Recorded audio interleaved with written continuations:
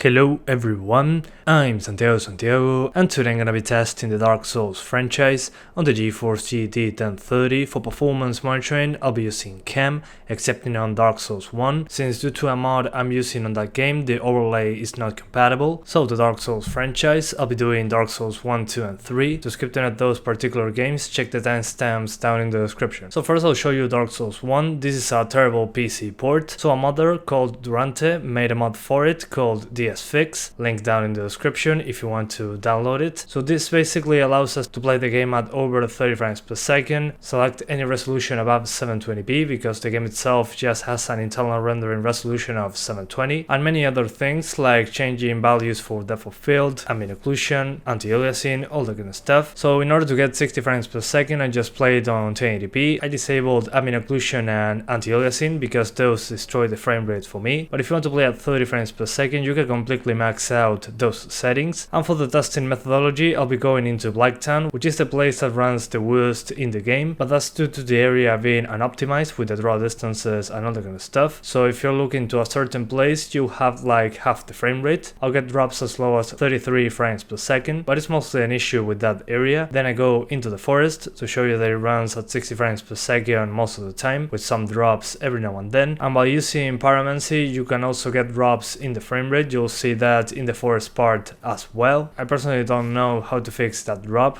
with the transparencies and all that kind of stuff, but overall the game is still very playable. In around a month from now, there will be a remastered version of Dark Souls. Hopefully that one is properly optimized and we have the adequate options. On this one, unfortunately, we don't have such a thing. We have to use this mod. So yeah, I'll talk to you again in the next game.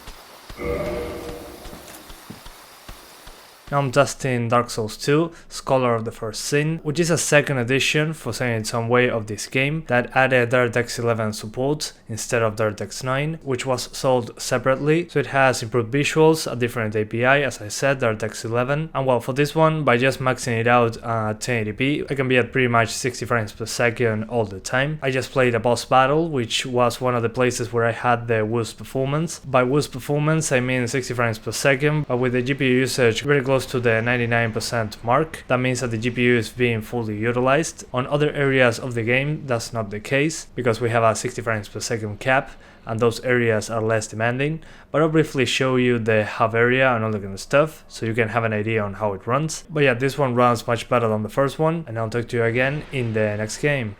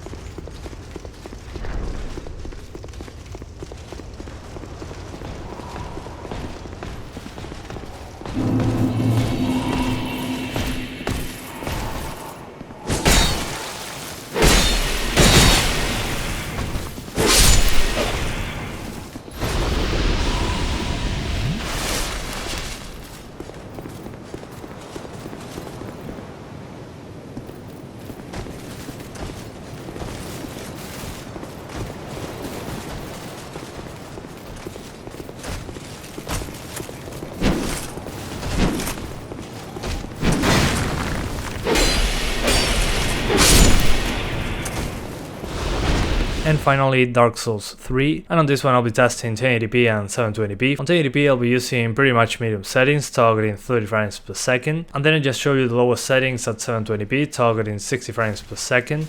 Unfortunately, this game cannot go over the 60 frames per second mark, but at 720p we're usually between 50 and 60, so it's a very smooth experience if you want better frame rates instead of good visuals. But yeah guys, that's pretty much it. I hope you keep enjoying the video, thanks for watching and see you next time.